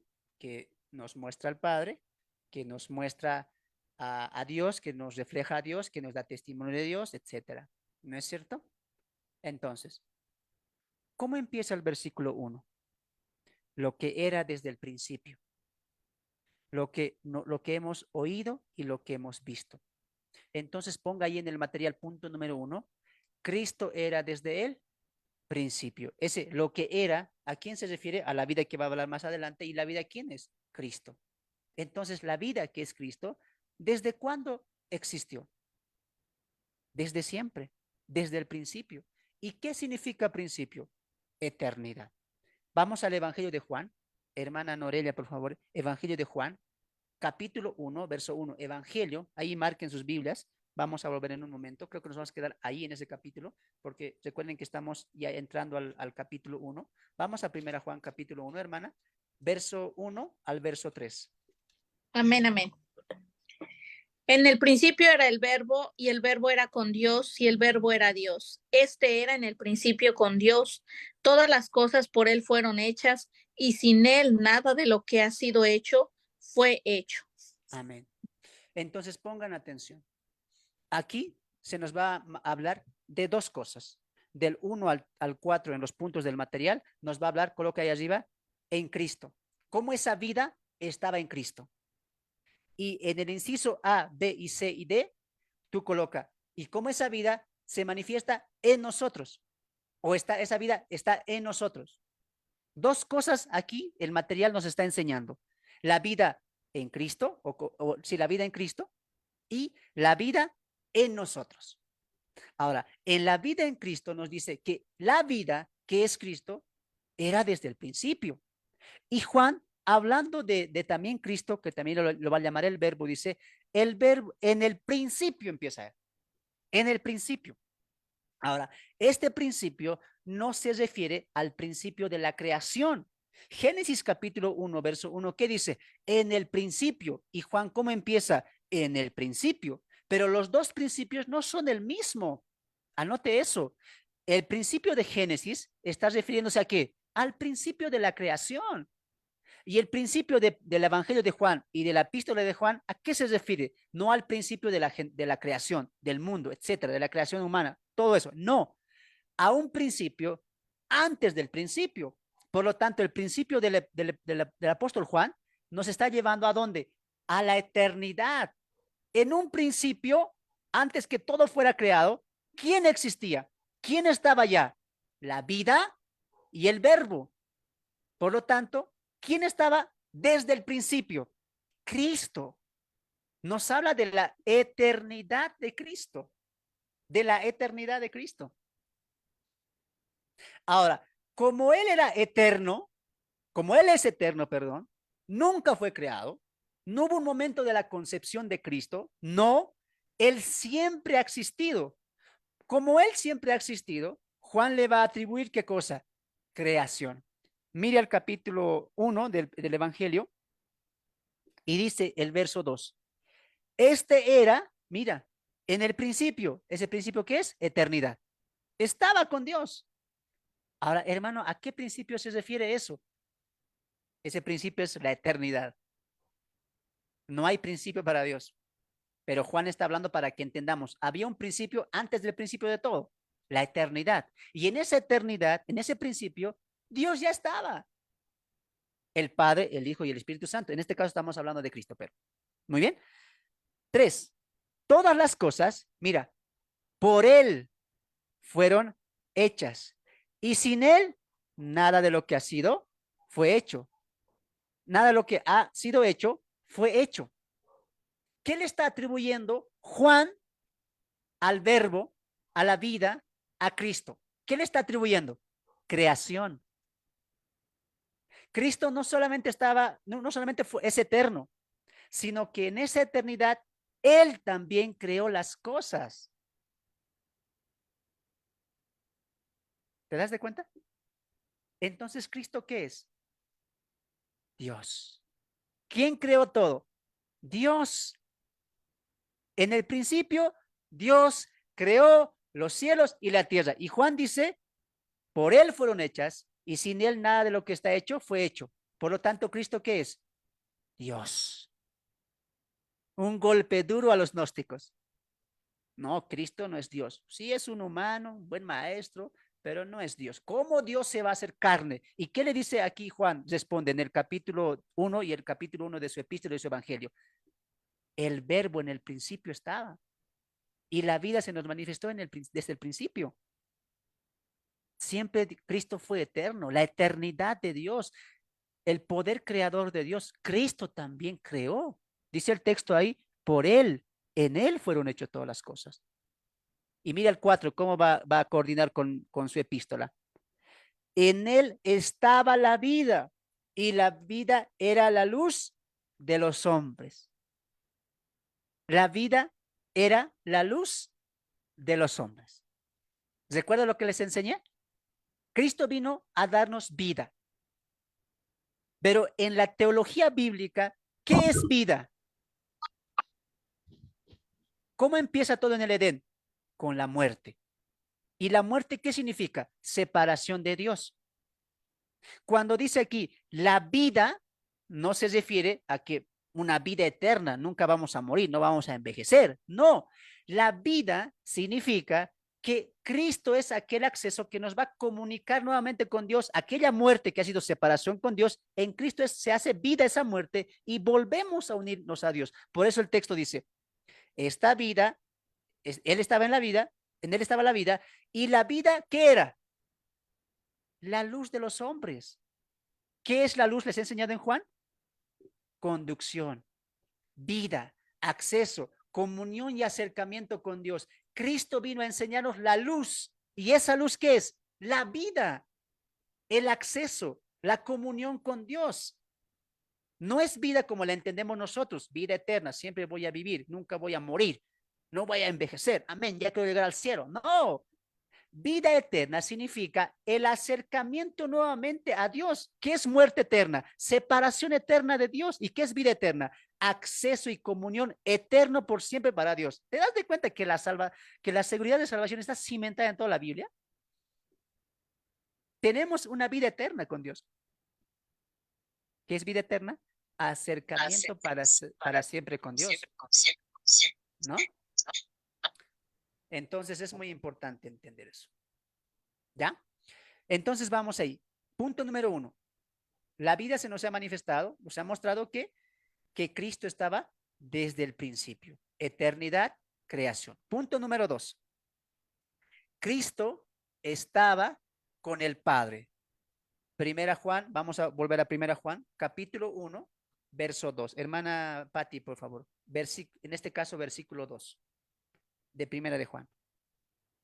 Amén. Primera de Juan, versículo 2.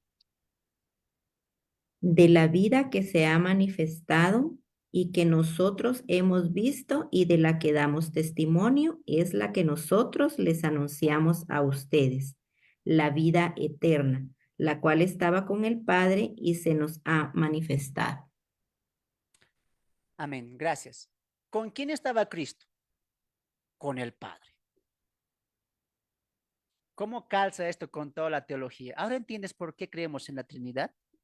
¿Dónde está, hermano, la palabra Trinidad en la Biblia? Muéstrame capítulo, versículo. La doctrina bíblica no la instruye un solo versículo. No. Ni Mateo capítulo 28, 19 para adelante, ni Juan capítulo 5, primera epístola de Juan. 3 son los que dan testimonio, el Padre, el Verbo y el Espíritu Santo. Ahí está Trinidad. No, no necesitamos ese texto. Además, el que sabe de crítica textual, hermanos, les va a decir que ese texto no existe en los originales.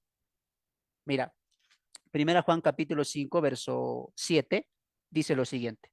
Porque 3 son los que dan testimonio en el cielo, el Padre, el Verbo y el Espíritu Santo. Y tú dices, gané, ahí está, la Trinidad. Pero alguien que sabe de crítica textual te va a decir, este pasaje no está en los originales, fue añadido. ¿Y tú qué vas a responder? Mentiroso, eres del diablo. No, hermanos. Tú ya estás pasando conmigo y vas a decir, sí, este texto sí es un añadido. No está en los originales. Le han añadido.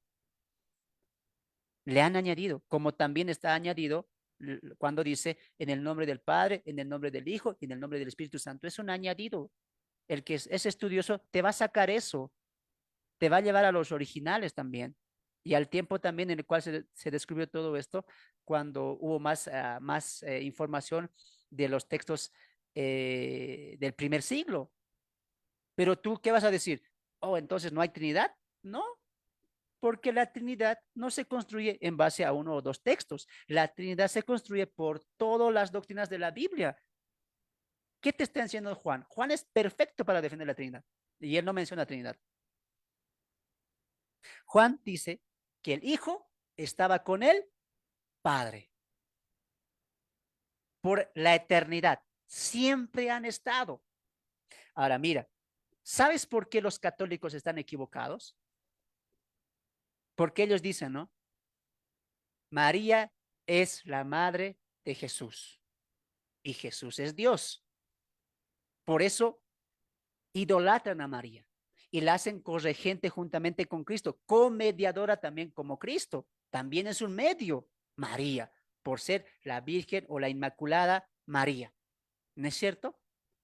Pero aquí están cometiendo un error por no entender muy bien la Trinidad. Eso también es un error, hermanos. Sabemos entender doctrinas, pero no las sabemos comprender a profundidad. Todos de aquí pienso que creemos en la Trinidad, pero te apuesto que no la has entendido muy bien. Si nos vamos a la eternidad, solamente a este principio, a la eternidad. En la eternidad, Dios ya estaba con el Hijo y el Espíritu Santo. Mira, vamos al texto añadido y tú te vas a sorprender con esto. Juan, capítulo 17. Vamos al Evangelio de Juan. Marca ahí tu Biblia. Vamos a Juan 17. Juan 17. ¿Sabes por qué una de las características y atributos de Dios es la individualidad? Individualidad. ¿Alguien me quiere decir qué significa la individualidad o lo individual? Ser uno mismo. Ya. No hay También ningún significa. agregado, ningún añadido. Exacto. Por ejemplo, hermana Patti, si yo te digo, yo soy una persona individual, no, con eso, ¿qué te estoy diciendo? Yo no necesito de ti, porque yo soy individual, soy diferente, soy especial, soy único. Lo mismo tú, no necesitas de mí. Dios, en uno de sus atributos, es que Él es individual. La individualidad de Dios. ¿Qué significa eso?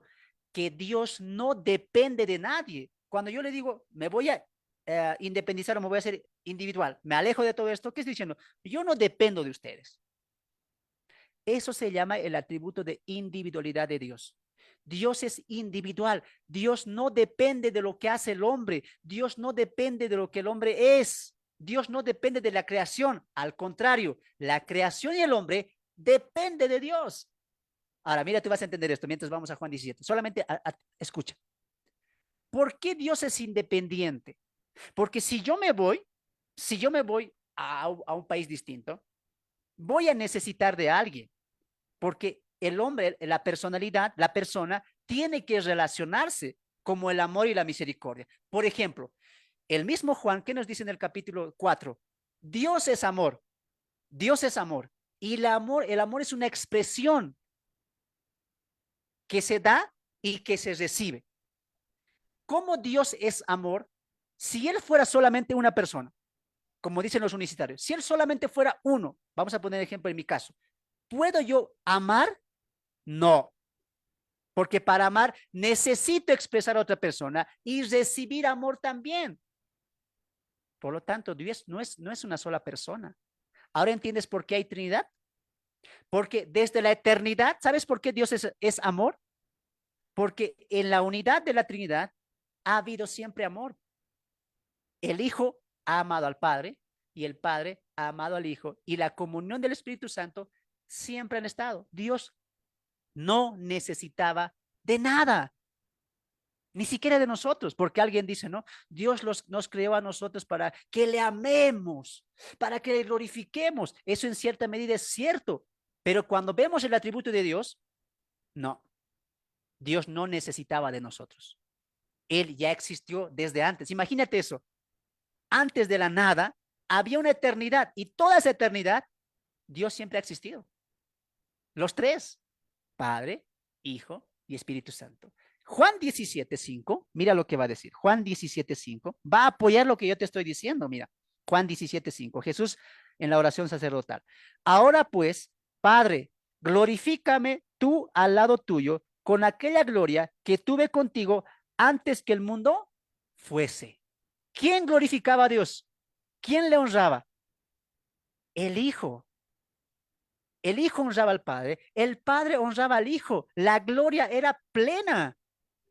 Ahora vamos al amor. ¿Quién amaba a Dios antes de que nosotros existiéramos? El Hijo. Juan capítulo 17, verso 24. Ahí mismo, mira. Padre, aquellos que me has dado, quiero que donde yo estoy, también ellos estén conmigo, para que vean mi gloria que me has dado, porque me has amado desde antes de la fundación ¿de dónde? Del mundo. ¿Quién amaba al Padre por la eternidad? El Hijo. Y el amor del Hijo es perfecto. no es como el de nosotros. Por lo tanto, aquí se cae pues la doctrina de decir, Dios sufre cuando tú pecas. Dios está llorando. Dios invítale a tu corazón. Ven a mi corazón, Señor. Dios necesita, Dios tiene un buen plan para ti. Dios tiene algo especial para ti, grandes cosas para ti. No, cuando vemos eso del plano teológico, entendemos que Dios no depende de nosotros. Si Fernando cae, si Fernando se extravía, una vez que han tenido la revelación de la verdad, ojo que no soy salvo, un ejemplo, solo he escuchado y me voy, Dios no va a venir detrás de mí, por favor, escucha, por favor, vuelve. No, porque ya hay quien ame a Dios y es el Hijo. Y Dios ya tiene a quien amar eternamente, al Hijo. El Hijo y el Padre siempre se han amado. Por lo tanto, la creación no depende de Dios. Perdón, Dios no depende de la creación. La creación depende de Dios. Nosotros tenemos la necesidad de amar a Dios, nosotros, no Él. Él ya tiene un amor en el Hijo y Él lo dice, de tal manera amó al Hijo, que a ese Hijo, que a ese amor nos ha entregado. Ahora nosotros le amamos en el Hijo. Por eso Efesios capítulo 1, ¿qué dice? Somos aceptos ante el amado. Entonces, la Trinidad siempre ha existido, como también la eternidad. Ahora, no se pueden separar. No hay separación. No hay Dios sin el Hijo. No hay Dios sin el Padre y lo mismo con el Espíritu Santo. ¿Por qué es ilógico la doctrina de que María es la madre de Dios? Porque estaríamos diciendo que María también es la madre del Padre, que María también es la madre del Espíritu Santo. ¿Ahora entiendes por qué Jesús nunca le llamó madre? Porque es una unidad. Los tres son uno. Decir que María es la madre de Cristo, es decir que también es la madre del Padre y la madre del Espíritu Santo. Porque los tres son Dios. María simplemente fue una sierva que albergó en su vientre al Hijo de Dios. No es la madre de Dios. Ni Jesús le llamó madre. Nos damos de cuenta en este primer punto o en este segundo punto que Él estaba con el Padre como una esencia permanentemente eterna. Una relación.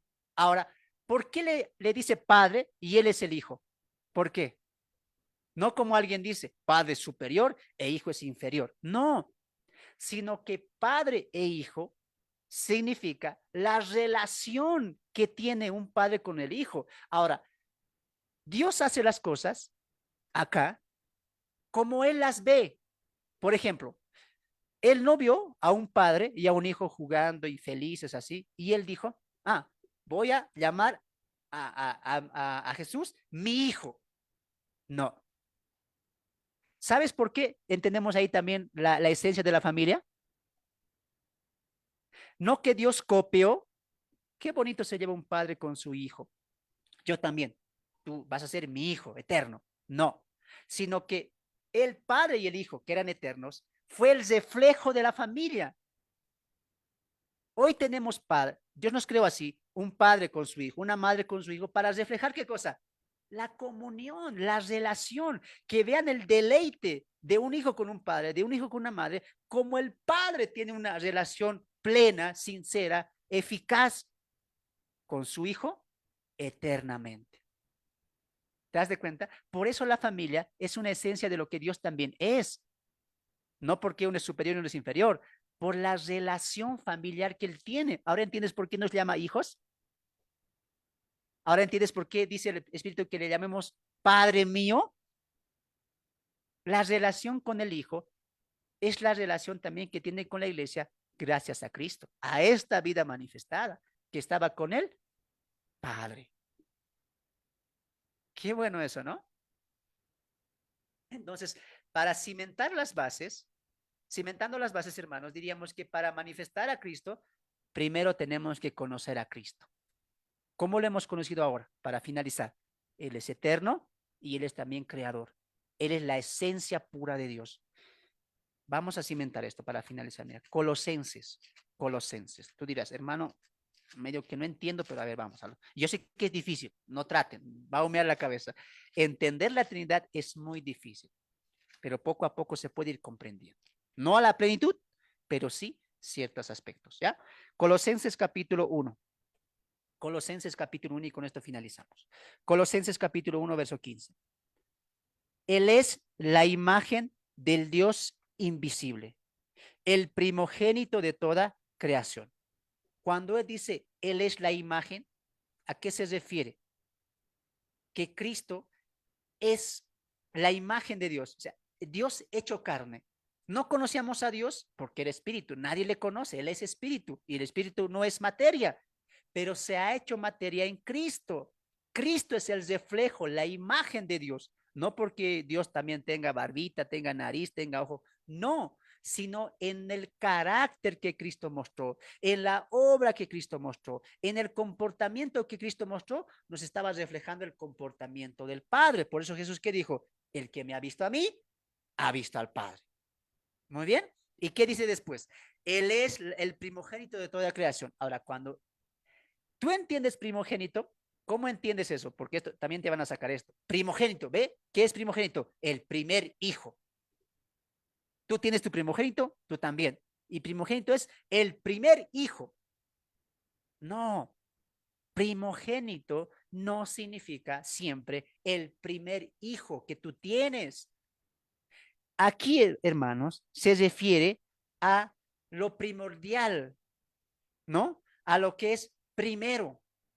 Por eso más adelante, mira, ¿cómo entendemos la primogenitura? Por el verso 16. Porque en él fueron creadas todas las cosas, las que hay en los cielos, las que hay en la tierra, visibles e invisibles, sean tronos, sean dominios, sean principados, sean potestades, todo fue creado, subraya esto, por medio de él y para él. Entonces, ¿existe el Hijo? Si fue creado por él, ¿quién es ese él? Cristo. Cristo sí creó todas las cosas. ¿Dónde está la teoría de los gnósticos? Derribada. Y la teoría de muchos de hoy en día que dicen, no existe la Trinidad, solamente existe Dios. El Hijo fue creado en algún momento, o Dios se disfraza de Hijo del Espíritu Santo, pero es una sola persona que se manifiesta por un tiempo como Padre, como Hijo, como Espíritu Santo. No vemos eso en la Biblia. Por medio de Él fueron hechas todas las cosas. ¿Qué le está atribuyendo Pablo? Creación. Jesús es Dios. Y hermano, cuando dice primogenitura, el contexto que dice, pon atención, con esto vamos a finalizar.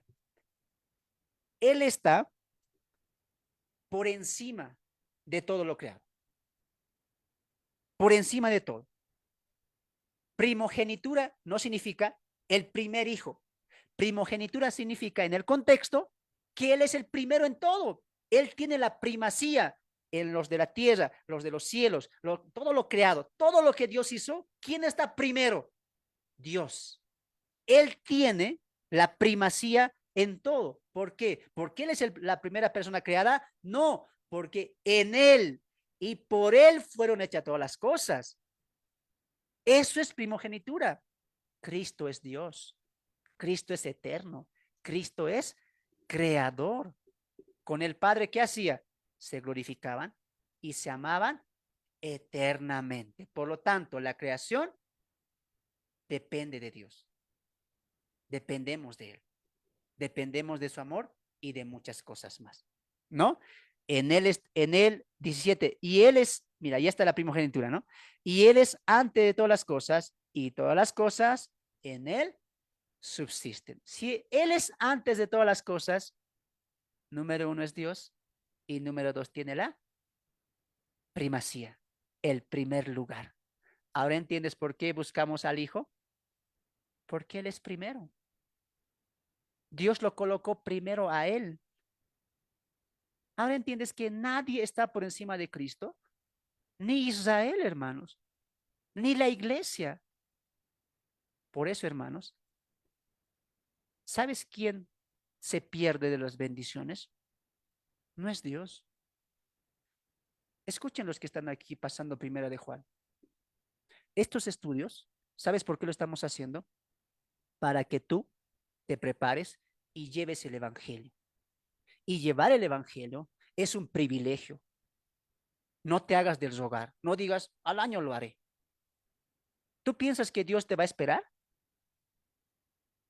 Dios no depende de ti. No te dice, espero que al año mi hijo, mi hija, se ponga firme y predique de mí. No, Dios va a levantar a otro. Dios nunca pierde, hermanos. El que pierde son ustedes, por negligentes, por flojos, por dejarlo todo. Y soy así porque yo he aprendido eso, hermanos. Y yo pasé toda mi vida, un tiempo atrás, cuando era más joven, pasé mi vida ignorando a Dios. ¿Y quién salió perdiendo? Dios no. Yo salí perdiendo. Perdí años de mi vida. Perdí tiempo en la meditación de la palabra. Por lo tanto, Dios nunca pierde. ¿Tú no quieres salir a predicar? ¿Tú quieres seguir en tus laureles, en tu templo, los domingos por un turno? Hazlo. Quédate ahí 20 años más, si es tu decisión. Si tú no quieres salir, Dios va a levantar otros, porque Él no pierde. Y Él se va a glorificar, si no es en ti, en otra persona. Dios no pierde. ¿Qué te demuestra esto? Que Dios no depende de ti. No por nada Jesús diría en el 15, San Juan, nada podéis hacer sin mí. Tiempo de meditar, hermanos.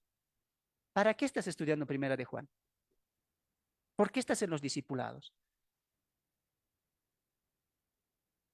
¿Acaso no es para llevar el evangelio? No pierdas más tu tiempo, ni derroches más tu juventud. Dios no va a estar detrás de ti. Tú tienes que estar detrás de Dios como los discípulos estaban detrás de Jesús. No hay tiempo que perder. ¿Qué esperas tú para salir? ¿Qué esperas tú para testificar? De la eternidad de Cristo, de la independencia de Cristo. Dios no pierde. El sol, alguien dio este ejemplo, ¿no? Si un día los seres humanos desaparecen del mundo entero, el sol va a salir, porque el sol no depende de las personas. El sol no dice, hay personas, salgo. El sol va a salir a brillar con ese esplendor hermoso que él tiene. Lo mismo es Dios. Dios no está esperando que tú te levantes. Dios va a estar ahí para ser glorificado. Por lo tanto, el sol no sale por los humanos, como Dios no existe por nosotros. Nosotros existimos por Él y para Él. Y esa es la verdad. Nosotros necesitamos de Dios. De parte mía ha sido un placer, hermanos, llegar. Estamos profundizando un poco más palabra por palabra, texto por texto, porque estamos entrando ya al capítulo entero, ¿no? Que Dios me los bendiga, amados hermanos, que Dios me los bendiga. Gracias por compartir, gracias por comentar también los videos. La gracia, la paz y la misericordia sea con cada uno de ustedes, amados hermanos. Ahí, hermanos del Zoom, prendan sus micrófonos y despídanse de los del Zoom. Muy bien, perdón, de los del Facebook. Que Dios me los bendiga. Siguen, nos vemos de aquí a 2 semanas, amados hermanos. Bendiciones. Te las bendiga. Bendiciones a todos los de Facebook. Que Dios les Bendiciones. bendiga.